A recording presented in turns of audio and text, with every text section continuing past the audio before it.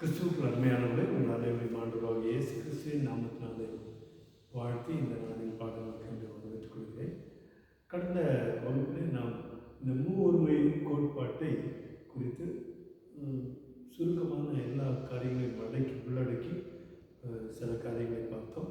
இந்நாளிலே அதே கூட இன்னும் இரண்டாவது முறையாக சுருக்கமாய் எல்லாவற்றையும் கூட ஒருங்கிணைத்து காரியங்களை பார்ப்போம். இதுவரை நாம் படித்த பாடங்கள், அதாவது திருக்குறளின் மூவொருமை கோட்பாடு எப்படி இருந்தது, அருசமயத்தின் மூவொரு கோட்பாடு எப்படி இருந்தது, சைவத்தில் வைணவத்தில் எல்லாம் எப்படி அவர்கள் மூவொருமை கோட்பாட்டை கடைபிடித்து வந்தார்கள், அதற்கு இணையாக எப்படி அவர்கள் மூவொருமை கோட்பாட்டில் விசுவாசத்தை கொண்டிருந்தார்கள் என்று சொல்லி இந்த நாளிலே பார்த்து இந்த மூவொருமை கோட்பாட்டை நாம் முழுமையாக இந்த நாளிலே முடித்துக்கொள்ள தேவன் நமக்கு கிருபை செய்வதாக.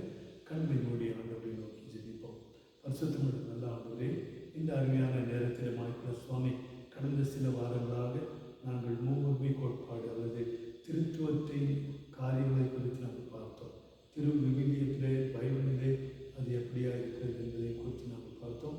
பல்வேறு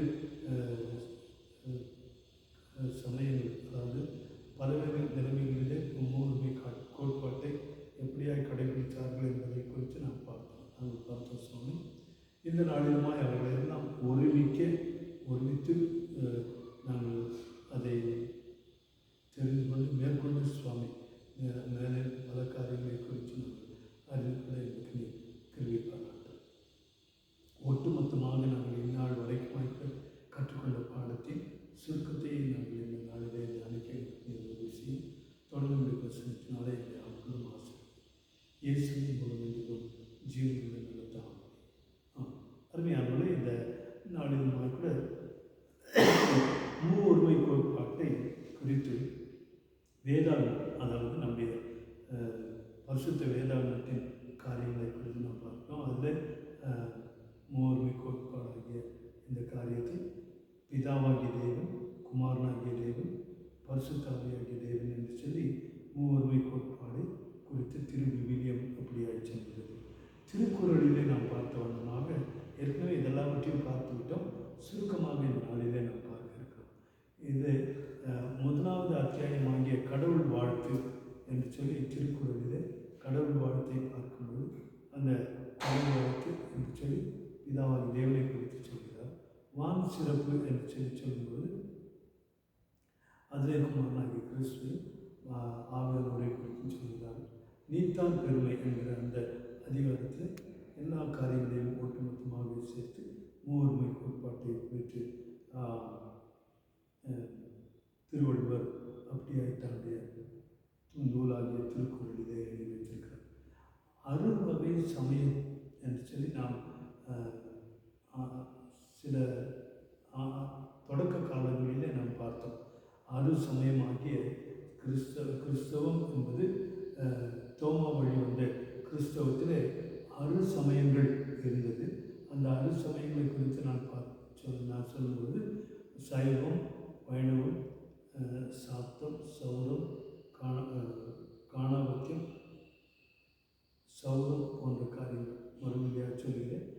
சைவம், சாக்தம், கௌமாரம், காணாபத்தியம், வைணவம், சௌரம் என்று சொல்லி இந்த 6 வகை சமயங்களை குறித்து நாம் பார்த்தோம். அந்த 6 வகை சமயங்களிலும் எப்படியாய் பிதாவாகிய தேவன், குமாரனாகிய தேவன், ஆவியாகிய தேவன் எப்படி மகிமைப்படுத்தியிருக்கிறார், எப்படி அவர் தியாகித்திருக்கிறார் என்பதை குறித்து நாம் கிறிஸ்தவம், நான் ஏற்கனவே உங்களுக்கு சொன்ன வண்ணமாக கிறிஸ்தவம் என்பதை தந்தை, தூயாவி, மகன், அதாவது குமாரன் என்கிற நிலைமையிலே மூவொருமை கோட்பாட்டை நாம் கடைபிடித்து வருகிறோம்.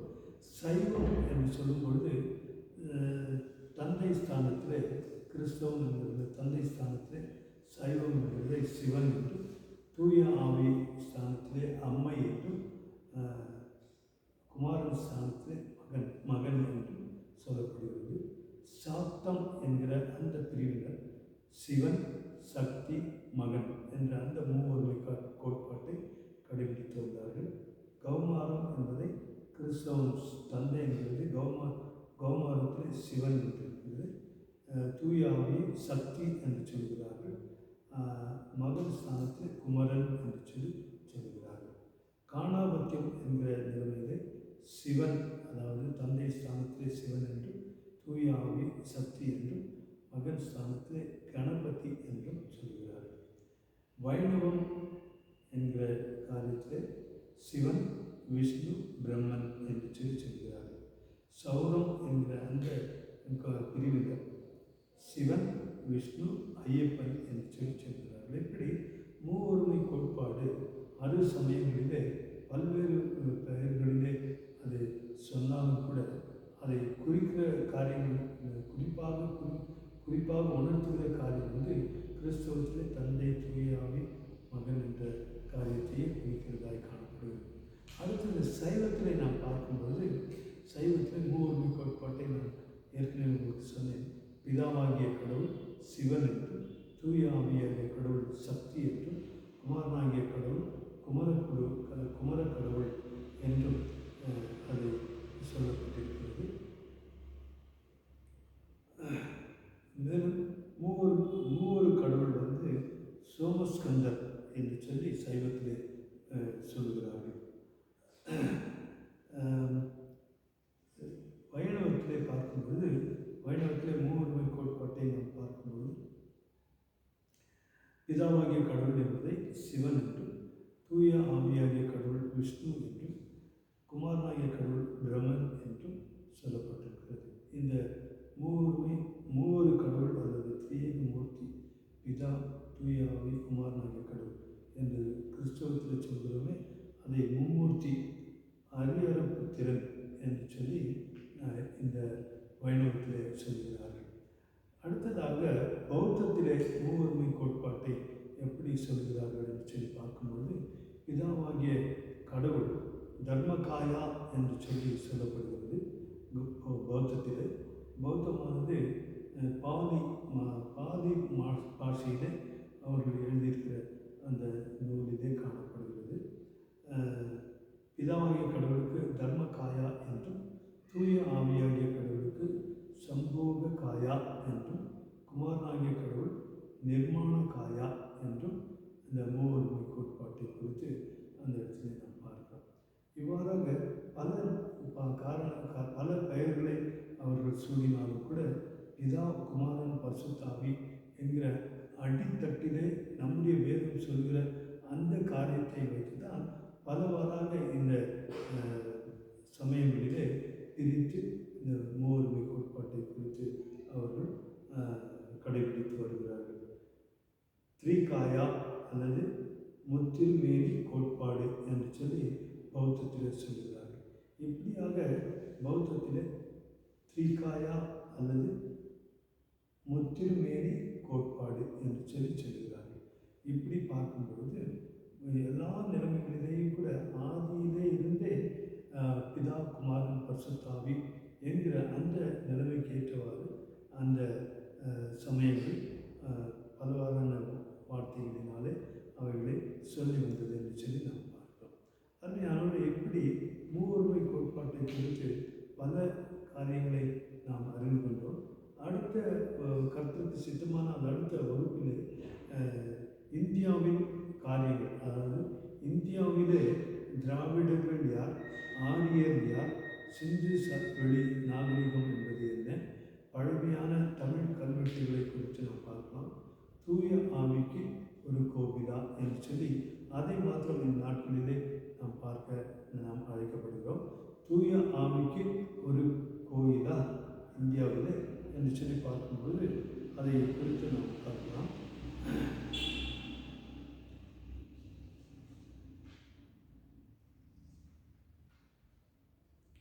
தூய ஆவிக்கு ஒரு கோவிலா அப்படிங்கும்போது, தூய ஆவியானவருக்கென்றே கட்டப்பட்ட கோவில் தூத்துக்குடி மாவட்டத்தில் திரு வைகுண்டம் வட்டம் நட்டாத்தி என்னும் ஊரில் உள்ளது. புலவர் தெய்வநாயகம், டாக்டர் தெய்வநாயகம் அம்மை வரலாறு என்ற புத்தகத்திலே இதை எழுதி வைத்திருக்கிறார். இது சற்று வித்தியாசமான கோவில். 2 கோவில்கள் இணைத்து கட்டப்பட்டிருக்கும் இரட்டை கோவில் இது. 2 தனித்தனி கருவறைகள், நடுவில் குறுக்கு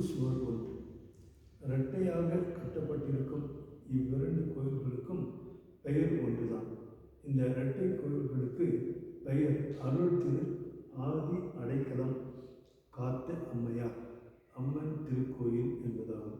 இக்கோவிலின் பெயர் பெண் தெய்வ பெயராய் இருந்த போதிலும் இரு கோவில்களிலும் பெண் தெய்வ உருவமும் ஆண் தெய்வ உருவமும் இல்லை என்பது குறிப்பிடத்தக்கது. மற்றும் இக்கோவிலின் பெயரான அம்மன் என்பது ஆழ்ந்து நோக்கத்தக்கது. அம்மாள், அம்மை என்பது பெண்பால் பெயர்கள். பெண்பாலை குறிக்கும் வண்ணமாக அம்மாள் என்றில்லாமல் அம்மை என்றும் இல்லாமல் அம்மன் என்று அன் என்னும் ஆண்பால் ஒருமை விருதியை கொண்டிருப்பது ஆழமாக சிந்திக்கத்தக்கதாக இருக்கிறது. எனவே இந்த கடவுளின் பெயர் பெண்ணை மட்டும் குறிக்கவில்லை, சாதாரண பெண் என்ற நிலையிலிருந்து வேறுபட்ட கடவுளின் தன்மையோடு இணைந்த ஆண் தன்மையோடு இணைந்த கடவுள் நிலையே குறிக்கிறது என்பதை இப்பெயர் உணர்த்துகிறது. அம்மை சிவனின் இடப்பாகத்தில் இருப்பதாக கூறப்படுவதும், அதே இடப்பகுதியை ஆணாக கூறினால் அது விஷ்ணு அல்லது நாராயணன் அல்லது பெருமாள் என்றும் கூறப்படுவதும் ஆழ்ந்த நோக்கற்குரியன. பெருமாள் என்றிருக்கும் இந்த பெயரை எடுத்துக்கொள்வோமானால் பெருமான் என்றில்லாமல் பெருமாள் என்று இதிலும் ஆள் என்னும் பெண்பால் ஒருமை விகுதி காணப்படுவது கவனிக்கத்தக்கது. சிவனின் இடப்பகுதி ஒரு சமயத்தில் பெண்ணாகவும் அதே ஒரு சமயத்தில் ஆணாகவும் கூறப்படுவது இது ஒரு உருவகம் என்பதை காட்டுகிறது. சைவ வைணவ சமய வரலாற்றை நோக்கும்போது பரம்பொருள் சிவனாகவும் பரம்பொருளாகிய கடவுள் மனிதனாக வருவதற்கு காரணமான தூய ஆவி சைவ நிலையில் பெண்ணாகவும் வைணவ நிலையில் ஆணாகவும் விளக்கப்படுவதை காணலாம். அம்மன், பெருமாள் என்னும் இப்பெயர்கள் தூய ஆவியின் உருவமாக இருப்பதாலும் தூய ஆவி ஆண் பெண் தன்மைகளை கடந்தவர் என்பதாலும் தூய ஆவியை பெண்ணாக அம்மை என்று கூறினாலும் ஆண் தன்மையும் இணைத்து அம்மன் என்று கூறுகின்றனர். இவ்வாறே தூய ஆவியை ஆணாக பெருமான் என்று கூறினாலும் பெண் தன்மையை காட்டும் பெண்பால் ஒருமை மிகுதியை இணைத்து பெருமாள் என்று கூறுகின்றார். எனவே அம்மன் பெண் கடவுளின் பெயர், ஆனால் ஆண்பால் ஒருமை விகுதியுடன் காணப்படுகிறது. பெருமாள் ஆண் கடவுளின் பெயர், ஆனால் பெண் பால் ஒருமை விகுதியுடன் காணப்படுகிறது. இப்பெயர்களில் ஆண்பால் பெண்பால் இணைந்து காணப்படுவது சைவம் வைணவம் எனும் பிரிவுகள் தோன்றுவதற்கு முற்பட்ட நிலைமையே காட்டுகிறது.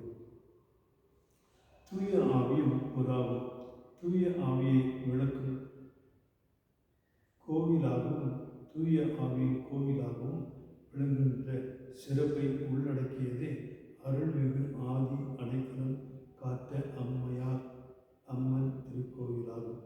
அம்மன், பெருமாள் என்னும் சொற்கள் தூய ஆவின் உருவகங்களாக இருப்பதால் அம்மன் என்னும் பெண்ணை குறிக்கும் பெயரில் அன் என்னும் ஆண்பால் மிகுதியும் பெருமாள் என்னும் ஆணை குறிக்கும் பெயரில் அள் என்னும் பெண்பால் மிகுதியும் சேர்க்கப்பட்டுள்ளதை குறிப்பிடப்பட்டது. தூய ஆவி ஆணுமல்ல பெண்ணுமல்ல, ஆண் பெண் தன்மையை கடந்தவர் எனும் நிலையை இக்கோயில் விளக்குகிறது. எனவே இங்குள்ள கருவறையில் ஆண் உருவமும் பெண் உருவமும் வைக்கப்படாமல் ஆழ்ந்து நோக்குவதற்குரியதாகும். தூய ஆவி புறா வடிவில் கிறிஸ்தவத்தில் கூறப்படுவதற்கு ஏற்ப இக்கோவில் முன்னால் வைக்கப்பட்டிருக்கும் ஆவின் கழுத்தை சுற்றி புறா வடிவங்கள் அமைக்கப்பட்டுள்ளதை ஆழ்ந்த நோக்கத்திற்கு உரியதாக காணப்படுகிறது. இன்றைய நிலை ஆனால் இரட்டை கருவறைகளில் எந்த உருவம் இல்லாத இக்கோவிலில் சில ஆண்டுகளுக்கு முன் உருவங்கள் பலவற்றை கொண்டு வந்து வைத்து இன்றைக்கு இக்கோவில் மிகவும் வேறுபட்டு காணப்படுகிறது.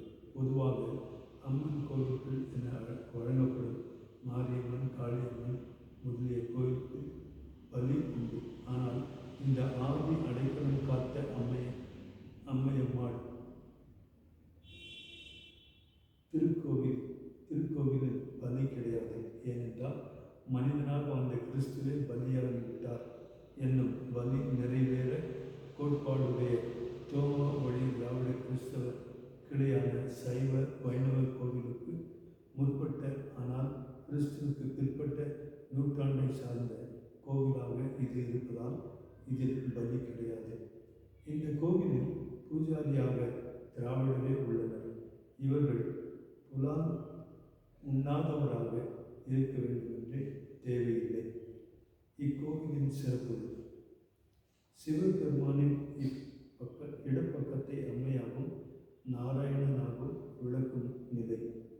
இரண்டாவது, உருவ வழிபாடற்ற முறையில் சைவ வைணவத்தை ஆண் பெண் பேதமற்ற நிலையில் விளக்கும் நிலை. மூன்றாவதாக, சைவ வைணவ பிரிவுகள் தோன்றுவதற்குரிய வாய்ப்பாக இரட்டை கருவறைகளை கொண்டுள்ள நிலை. நான்காவதாக, பலியற்ற வழிபாடு முறை. ஐந்தாவதாக, பலியற்ற வழிபாடு முறை திராவிட இனத்திற்குரியது என்பதை விளக்கும் நிலை.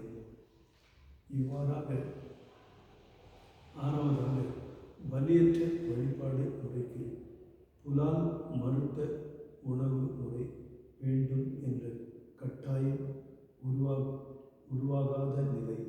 புலவர் தெய்வநாயகம் அவர்கள் சிறு குறிப்பு எழுதியிருக்கிறார். இதை பற்றி அம்மன் வரலாறு என்ற நூலிலே சிறு குறிப்பு எழுதியிருக்கிறார். பக்கம் 4வது பக்கம். இந்த 6 நிலைகளையும் ஆதி அடைக்கலம் காத்த அம்மையார் அம்மன் கோவிலில் விளங்குகிறது. மேலும் இதை குறித்து நாம் வருகிற நாட்களிலே நாம் பார்க்கலாம். இன்னும் சான்றோர்கள் எப்படி திருக்குறள், அதாவது சான்றோர் சமய நூல் திருக்குறள் என்கிறதை எப்படியாக நாம் பார்க்கிறோம். அது எல்லாவற்றையும் கூட கற்றுக்கு சித்தமானால் அது அடுத்த வகுப்பிலே நாம் பார்க்க நமக்கு தேவை கல்வி செய்வதாக. கண்களை மூடி ஆண்டவரை நோக்கி நாம் ஜெபிப்போம். வருஷத்துக்குள்ள நல்ல ஆண்டவரே, இந்த அருமையான நாளுக்காக நேரத்துக்காக நாங்கள் உங்களுக்கு நன்றி செலுத்துகிறோம். சற்று நேரம் மூர்மை கோட்பாட்டை குறித்து இதுவரைக்குமாய் கூட நாங்கள் கண்ட கேட்ட கேள்விப்பட்ட எல்லா காரியங்களுமா சுருங்க கூறி கர்த்தாவே எல்லாவற்றையுமாய் கூட ஒட்டுமொத்தமாக பார்க்க உங்களுக்கு செய்து உங்களுக்கு நன்றி செலுத்துகிறோம், ஸ்தோத்திரிக்கிறோம். இன்னும் மென்மேலுமாய் கூட சுவாமி என்னுடைய தேசத்திலே காணப்படுகிற சில முக்கியமான காரியங்களை நாங்கள் அலசி ஆராய்ந்து பார்த்து நலமானவற்றை நாங்கள் தேர்ந்தெடுப்பு செய்து என்னுடைய ஜீவியத்திலே குறிப்பாக ஊழியத்தின் பாதையை அவர்கள் பயன்படுத்த எங்களுக்கு விருப்பப்படட்டும். எல்லாவற்றுக்கும் நாம் செலுத்துகிறோம். உண்மை ஸ்தோத்திரிக்கிறோம், வாழ்த்துகிறோம். தொடர்ந்து எங்களோடு கூட ஆசீர்வாதம் வருகிறோம். இயேசு கிறிஸ்துவின் மூலமே வேண்டுகிறோம், ஜீவனுள்ள நல்ல தாமரை. ஆமென்.